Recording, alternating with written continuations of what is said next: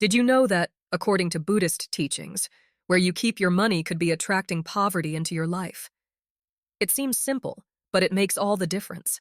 And today I'm going to tell you 7 places in your home where you should never keep your money.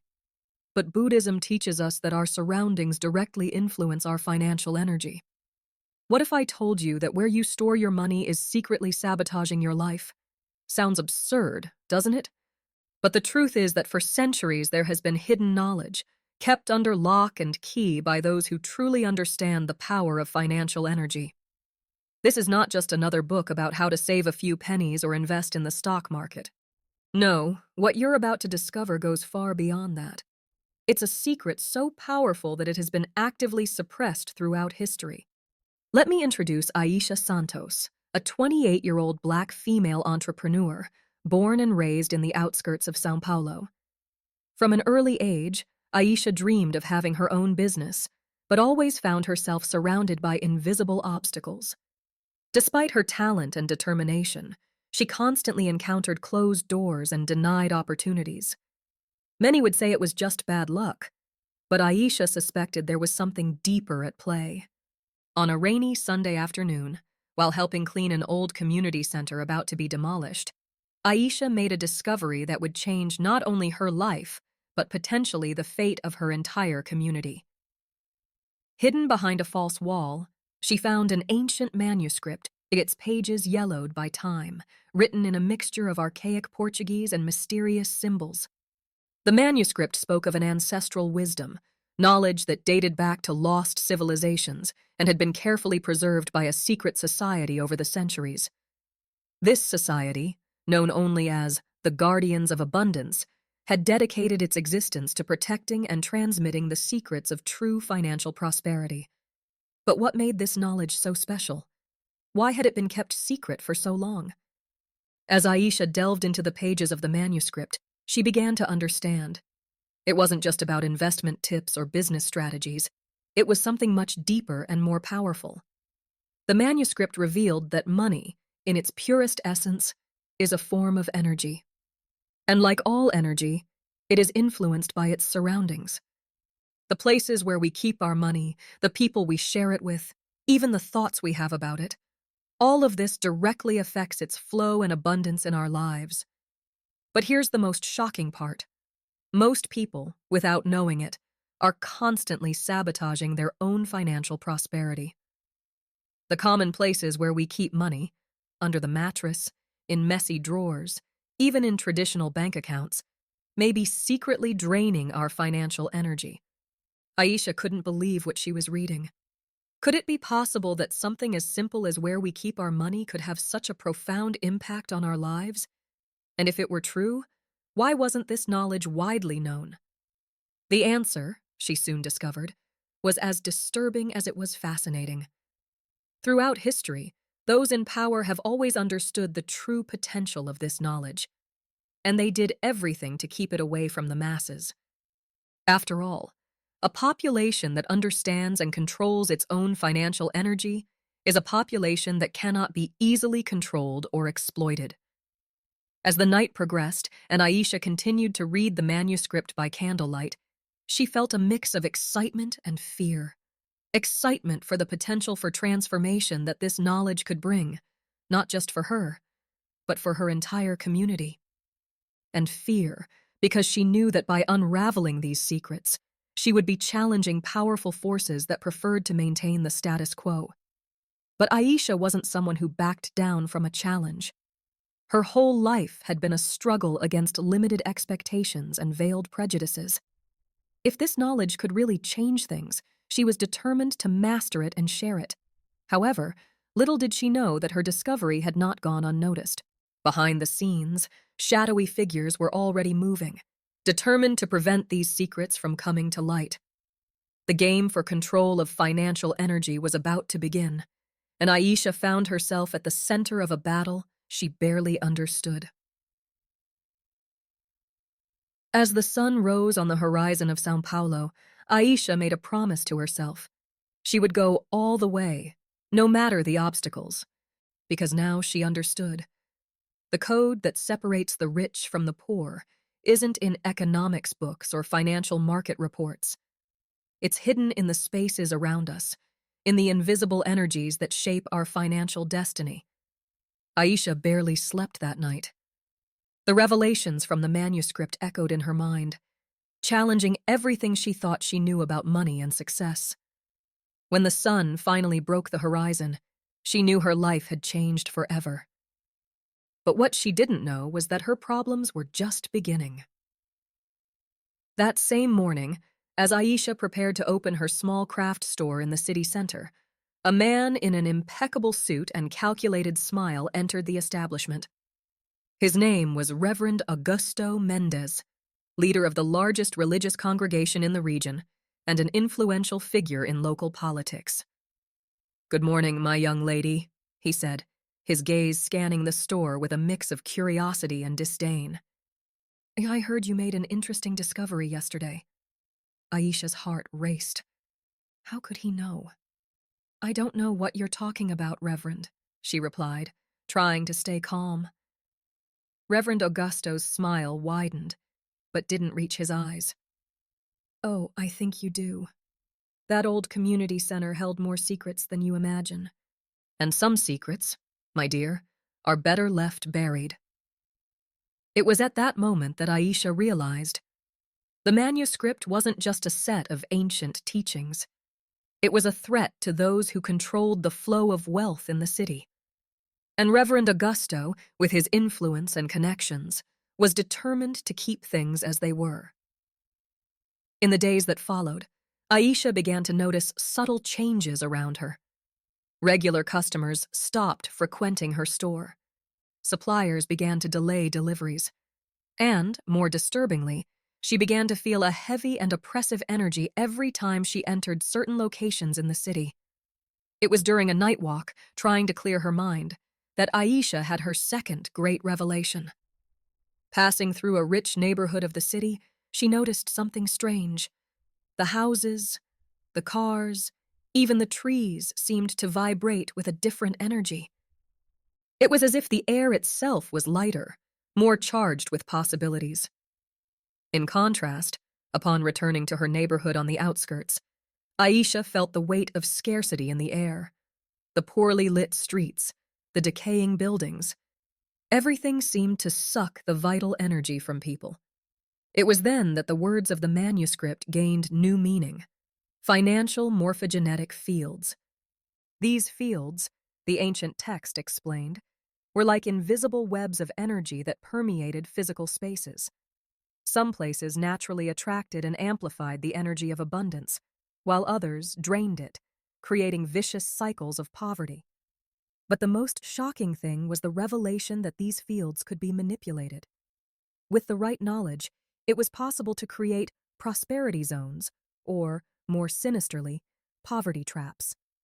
Aisha began to observe her city with new eyes. The layout of the streets, the location of certain buildings, even the flow of traffic. Everything seemed to be part of a grand design, carefully orchestrated to maintain the economic status quo. And at the center of this web, like a giant spider, was Reverend Augusto. His church, strategically positioned in the heart of the city, seemed to be the epicenter of a vast morphogenetic field. But instead of radiating prosperity for all, it seemed to suck financial energy from the poorest neighborhoods, channeling it to the already privileged. Aisha felt a shiver run down her spine. She was no longer just fighting against veiled prejudices or bad luck. She was facing an entire system, a conspiracy that extended beyond the visible, manipulating the very energies that govern prosperity. But with this knowledge came also a sense of urgency. If these morphogenetic fields really existed, and if they could be manipulated, then there was hope. With the knowledge from the manuscript, perhaps it would be possible to reconfigure these energies, create new flows of abundance that would benefit everyone, not just the few at the top. However, Aisha knew it wouldn't be easy. Reverend Augusto and his allies wouldn't give up their power without a fight. And the more she learned, the more dangerous her situation became.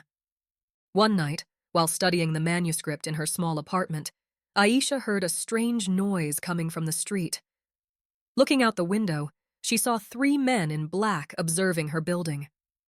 One of them was holding something that looked like a strange electronic device, pointing it at her window. At that moment, Aisha understood that the game had changed.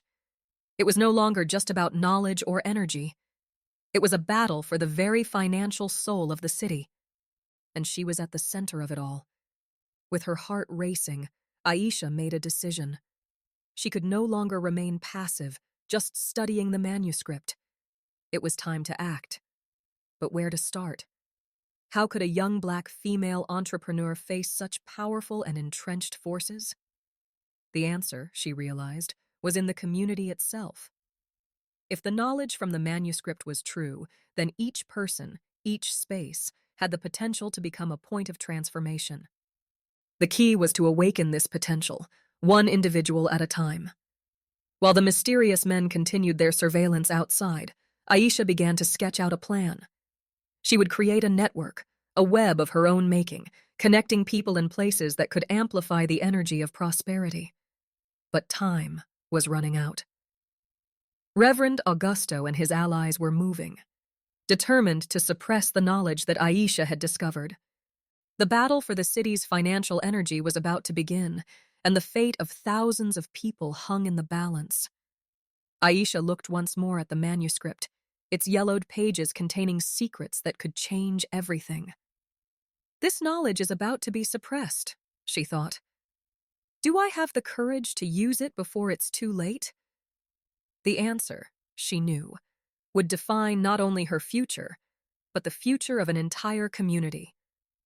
With a deep sigh, Aisha closed the manuscript and prepared for what was to come. The financial revolution was about to begin, and she would be on the front lines.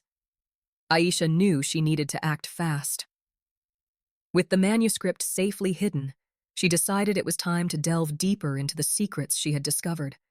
The text spoke of 7 portals of financial destruction, commonplaces that, unbeknownst to people, were actively sabotaging their prosperity. Determined to better understand these concepts, Aisha decided to explore the city, mapping these portals and observing their effects. She began her journey at dawn, with a map of the city in hand and her heart full of apprehension. The first portal caught her attention immediately. It was the central bank of the city, an imposing building in the heart of the financial district. As she observed, Aisha noticed something strange. People entering seemed full of hope and energy, but upon leaving, their shoulders were slumped, their faces marked by worry. It was as if the building itself was sucking something out of them. The portal of greed, Aisha murmured, remembering the words of the manuscript. This place, apparently dedicated to prosperity, was actually feeding a vicious cycle of debt and financial anxiety. Her next destination was a clandestine casino, hidden in the back of a decaying bar. Here, the air seemed heavy with desperation and false hopes. Aisha observed gamblers entering with eyes shining with expectation and leaving hours later, devastated and penniless. The portal of illusion, she noted in her notebook. The third location was more subtle, a luxury department store in the city's most exclusive shopping mall.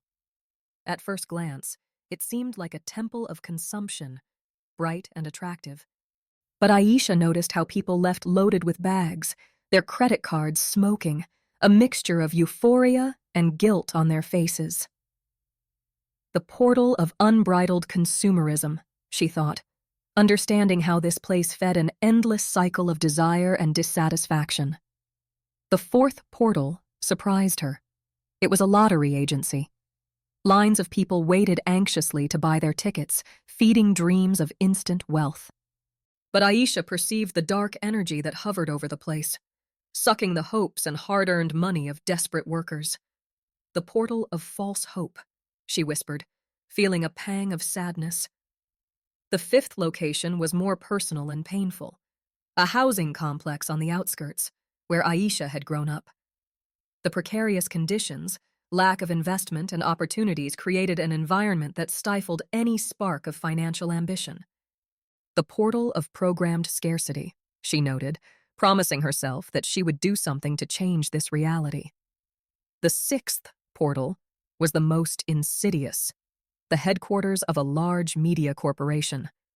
From here, subliminal messages of consumerism and inadequacy were broadcast daily, shaping the perceptions and desires of millions. The portal of mental manipulation, Aisha recorded, feeling a chill as she thought about the reach of this power. Finally, as night fell, Aisha arrived at the seventh and most powerful of the portals, Reverend Augusto's imposing cathedral. The building seemed to pulse with a dark energy, mixing genuine faith with financial manipulation. Here, under the guise of blessings and promises of prosperity, many were led to donate beyond their means, feeding a cycle of dependency and poverty. The portal of spiritual exploitation, Aisha concluded, feeling the weight of this revelation. Exhausted and shaken by her discoveries, Aisha returned to her small store. But upon arrival, she was greeted by a sight that froze her blood. The door was broken, the interior ransacked. Someone had been there, looking for something, or someone. With her heart racing, Aisha cautiously entered. It was then that she noticed her store, her own business, was located exactly at the intersection point between three of the portals she had mapped. Suddenly, all the difficulties she had faced over the years gained new meaning. Sitting among the wreckage of her store, Aisha felt the weight of everything she had discovered. The 7 portals of financial destruction were not just abstract concepts in an ancient manuscript. They were concrete realities, affecting the lives of thousands of people every day. But with this knowledge came also a spark of hope. If these portals could drain energy and prosperity, surely they could also be closed or redirected. The manuscript spoke of rituals and practices to neutralize these negative energies, to create protection seals against poverty. Aisha knew she was facing a crucial choice.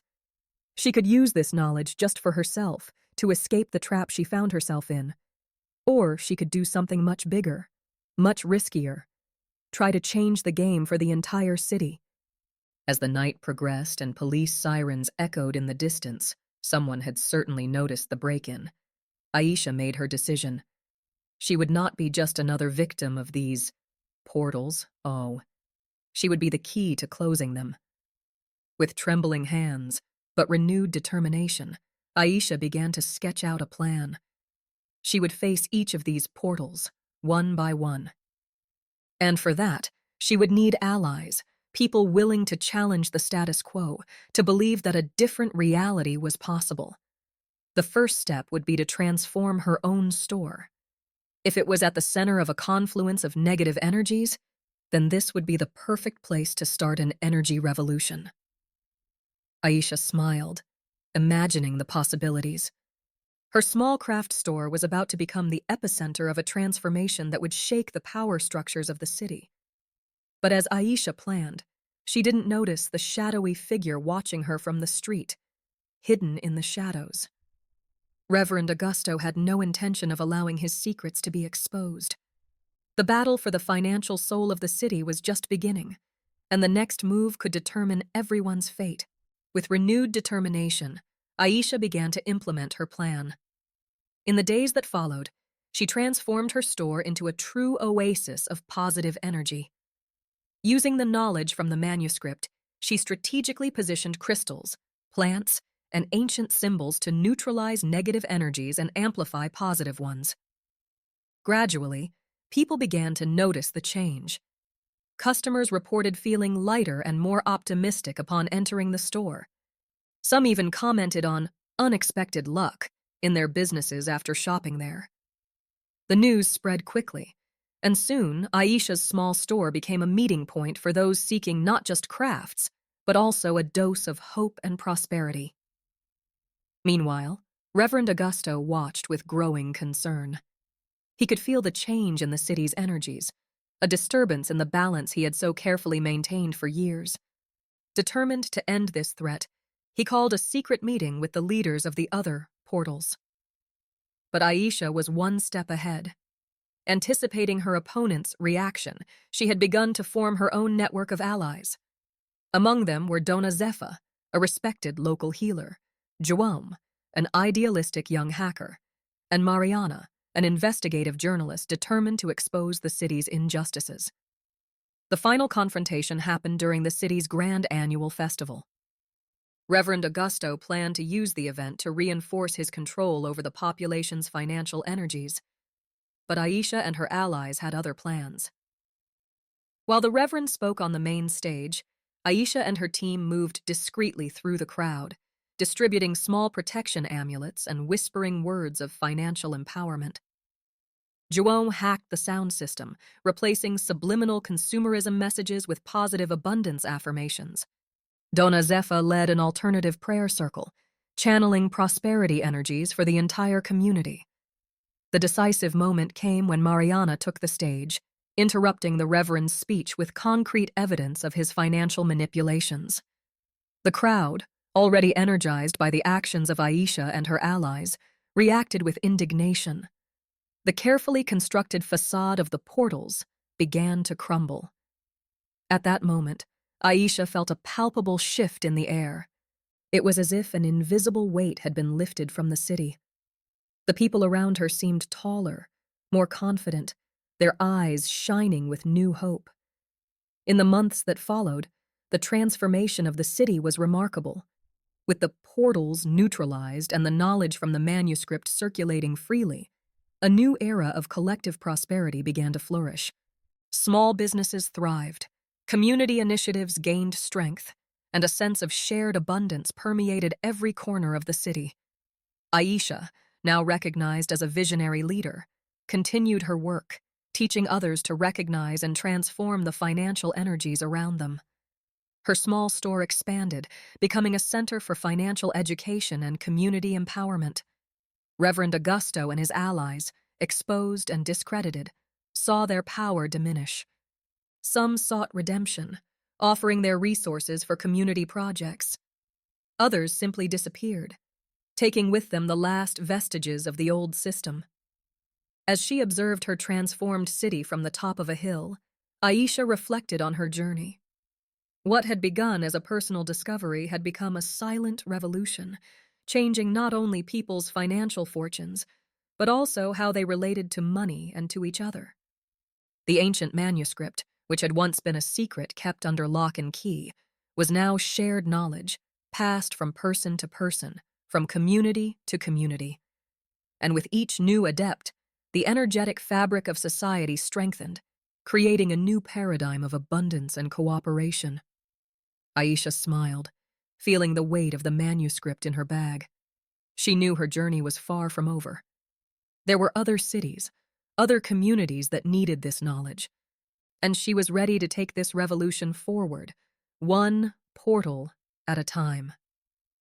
As the sun set on the horizon, casting a golden glow over the city, Aisha made a silent promise. She would continue to be a guardian of this ancestral knowledge, but also its disseminator. Because now she understood, true wealth is not in accumulating for oneself, but in sharing with everyone. And so, with her heart full of purpose and her eyes fixed on the future, Aisha turned her back on the sunset, ready for the next chapter of her journey. The prosperity revolution was just beginning, and the world would never be the same again.